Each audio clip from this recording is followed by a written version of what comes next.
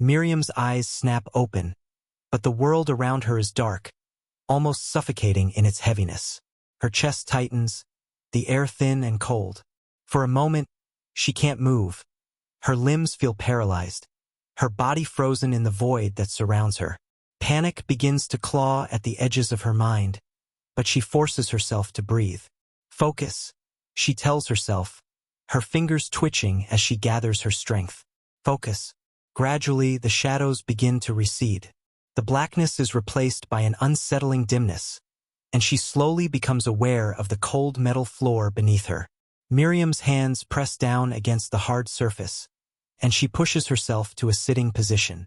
Her head spins, disoriented, her mind struggling to catch up to the reality of where she is, or rather, where she isn't. A sudden noise, soft, like a distant whisper, snaps her attention toward the far corner of the room. Her pulse quickens. The voice, distorted, mechanical, echoes in her mind once again. "You're not supposed to know." Miriam's heart pounds in her chest as she tries to stand, her legs shaking from the shock of whatever she's just experienced.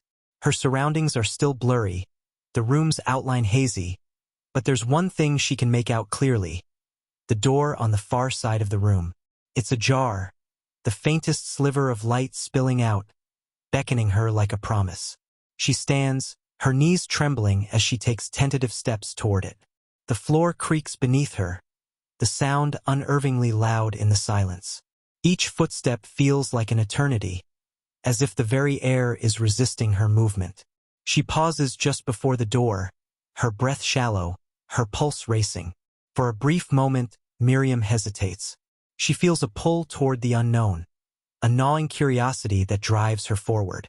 But at the same time, something deep within her warns against it. The last time she walked into an unknown room, the man with the distorted face had been waiting for her. Who, or what was that? And why was he so certain she wasn't supposed to know? Too many questions, Miriam thinks, her fingers trembling as she pushes the door open. The light beyond flickers, casting long, warped shadows across the walls. She steps into the threshold, her eyes scanning the room for any signs of danger. What she finds is even more disorienting. The room is small, barely bigger than a closet. There are no windows, no ventilation. Only dim, buzzing fluorescent lights above that cast an eerie, sterile glow. The walls are lined with monitors, dozens of them, all glowing with static, the faint hum of machinery filling the air. And in the center of the room is a desk, large, covered in files and papers, with an old-fashioned typewriter sitting on top of it. This place feels wrong, Miriam thinks, her body tense. But she's already here, and she can't turn back now. The desk is littered with half-opened files, photographs, and notes, all chaotic, as if someone was interrupted in the middle of their work. A few of the photos catch her eye, grainy, blurry images of Claire. Miriam's breath catches in her throat as she picks one up, her hands shaking. The photo is old, the edges yellowed with age. Claire stands in front of a house Miriam recognizes. It's the same house Claire had lived in before everything went wrong. The same house she'd been staying at before the investigation took a strange turn. But the photo, it doesn't look quite right. The angles are all off, like something had been manipulated. Miriam flips the photo over, but there's no caption, no explanation. The door slams shut behind her, and Miriam spins around, her heart leaping into her throat. The air in the room feels thicker now. The dim glow of the monitors flickers again, as if the room is alive, pulsating with something just beneath the surface. Miriam's hand hovers over the file on the desk, but something is stopping her from touching it. Something primal, like a voice in her head warning her. Don't do it. But it's too late. She reaches out, her fingers brushing the edge of the file. The moment she touches it, the lights in the room flicker wildly, plunging everything into darkness. Miriam gasps, her breath coming in short bursts. Her mind races. She's heard this before, heard the way the world seems to bend when she's close to the truth. A single, sharp beep pierces the silence, followed by another and another. The monitors flash to life one by one, static. But as they flicker, the images begin to change. Faces, Faces Miriam doesn't recognize, at least not at first. But then one of them catches her eye. It's Claire. But it's not Claire. Miriam blinks, rubbing her eyes as if the image is a trick of the light. The woman on the screen is eerily similar to Claire. Same hair, same eyes, same features. But this woman's expression is completely different. She's smiling, a wide, unnerving grin that stretches too far. Her eyes hollow, vacant. Miriam's breath catches in her throat. What is this? The woman in the photo begins to speak, her lips moving in sync with the distorted voice that echoes from the speakers. You think you know what's going on, Miriam? But you haven't seen anything yet. Miriam stumbles backward, her heart pounding in her chest. The monitors go black again. She's frozen, unable to move, the words echoing in her mind. She knows. She's standing at the edge of something far more sinister than she could have imagined. The lights flicker once more, and when they return, the room is no longer empty. Standing in front of her is a figure. A tall man, his face obscured by a wide-brimmed hat. The same figure she's seen before, the one who always seems to be one step ahead of her. The Watcher. You're getting too close, he says, his voice cold, calculated. You don't want to know the truth. Miriam's pulse quickens, her mind spinning. She takes a step back, every instinct screaming at her to run. I have to know, she whispers, her voice a mixture of fear and determination. The Watcher tilts his head, as if considering her words. Then you'll regret it, he says, his voice a low, guttural whisper. And before she can react, he vanishes into the shadows, leaving Miriam alone in the room once more. But the monitors flicker to life again. The images of Claire, of the distorted woman, flash before her eyes. The grinning face fills the screen, closer now, as if it's coming for her. Miriam steps back, her heart racing, but the door slams shut behind her. She's trapped. The room seems to close in on her, the walls pulsating with the hum of static, the voices whispering from every direction. Miriam's breath comes in shallow gasps as she reaches for the door, but her hand falters. Something isn't right. The final image on the screen is a familiar one. It's the photo of Claire. But this time, she's not standing in front of the house. She's staring straight at the camera, her eyes wide with fear. And then she speaks. Miriam. It's already too late. The lights go out. Miriam is left alone in the dark, the weight of everything she's learned crashing down around her. What is the Watcher hiding from her? What is the truth behind Claire's strange behavior? And how deep does this mystery go? The answers are within reach, but the cost may be more than Miriam can bear. Stay tuned. Miriam's eyes flick open, and the world around her is heavy with an ominous silence. The flickering lights above are the only indication that time hasn't stopped completely. She can feel the weight of the darkness pressing in, but her body remains frozen in place, her heart pounding in her chest. The room is a suffocating cage, but it's not the physical walls that imprison her. It's the truth. She can feel it in her bones, gnawing at the edges of her sanity. There's something so wrong about this place, something that has always been wrong, and she can't unsee it now. Every instinct screams at her to leave, to run far away from this nightmare. But the pull to uncover the truth is stronger. She's trapped, and she knows it. The final words from the woman on the screen, the distorted grin, and the warning from the Watcher echo in her mind, all merging into a single, terrifying thought. It's already too late. She stands motionless for what feels like an eternity, unsure whether the darkness around her is real or a manifestation of her growing fear. But then a sound breaks through the silence. A low, mechanical hum. The monitors, which had gone black moments ago, flicker back to life, casting a ghastly glow on the walls. The static buzz fills the room, drowning out her thoughts. She steps forward, her body stiff and cautious. The flickering lights reveal the same familiar scene. Images of Claire, but this time, something is different. There's a subtle distortion in her features, as if the digital image has been tampered with, altered. The smile on her face has changed, no longer serene but twisted, like something's not right. What is happening? Miriam's breath catches in her throat as she takes a step closer to the nearest monitor. The image on the screen changes again. This time, the face is clearer. It's Claire, but her eyes are completely black, empty and hollow.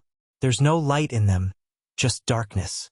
The screen flickers again, and a sound like an electrical surge crackles through the speakers, distorting the image further. Miriam recoils, her heart racing as the hair on the back of her neck stands on end. She knows this isn't just a glitch. Something is deliberately hiding behind the screen, something more sinister than she can comprehend. Miriam. The voice calls, distorted and robotic. It's already too late. Miriam steps back, hands trembling. Her pulse thrums in her ears. She's not alone anymore. Not in her mind and certainly not in this room. The atmosphere shifts, like the walls are closing in, bending under the pressure of the revelation she's just uncovered. And then, she hears it. The whisper. It starts low, almost inaudible, but then it grows louder, like an army of voices coming from all directions. Miriam spins around, her eyes darting from corner to corner, but there's nothing there. Only the monitors, the distorted images of Claire's face, the flickering lights, and the hum that never stops. She swallows hard, stepping backward. Her foot hits something, a metallic object. A cold shiver runs down her spine as she turns and looks down. There, lying on the ground, is a small object she hadn't noticed before. A journal. Her heart skips a beat. No, not the journal. It's the journal, the one Claire had been keeping, the one she'd mentioned so many times. Miriam had tried to piece together the fragments of Claire's life from her words, her actions, but this felt different. This felt like a final piece of the puzzle that she had desperately been searching for. The journal is battered, its leather cover scuffed and worn. Miriam reaches down, hesitant but compelled. Her fingers tremble as she flips it open, the pages brittle under her touch. The writing inside is hurried, desperate, a mix of thoughts, observations, and fragmented memories. She flips through the pages, searching for something, anything that will give her answers. It's been days. He's here again. I can feel him watching me. I don't know if I can trust anyone anymore. Not even Miriam. Not even myself. The mirrors, something is wrong with the mirrors. I think I've seen myself there. Not me, but someone else. A reflection that isn't mine. It's not possible. I don't know what's happening to me. They're watching us. I don't know who they are, but I feel it every time I look in the mirror. I've seen him, the man in the shadow, the one with the black eyes. The words grow increasingly incoherent, jumbled, and frantic as she reads further. Miriam's stomach tightens with dread. Who is this man Claire is writing about? Her hands fly through the pages, the words becoming more and more erratic. I'm not who I think I am. I can't remember. There's a reflection I can't escape. I see it when I look in the mirror. It's not me. It's someone else. Someone I've never met. But I know her. I know her name. Claire. Miriam freezes. Claire? The name feels wrong. The words on the page don't align with the woman Miriam thought she knew. The woman who had been so kind, so protective, so loving. This was not the woman she thought she was. Her mind races as the truth begins to settle into place. Claire had been hiding something terrible, and that something is still out there in the shadows, in the reflection. Miriam's heart hammers in her chest as she snaps the journal shut, her hands trembling uncontrollably. The whispering is growing louder again. You shouldn't have read that. It's Claire's voice, distorted and garbled.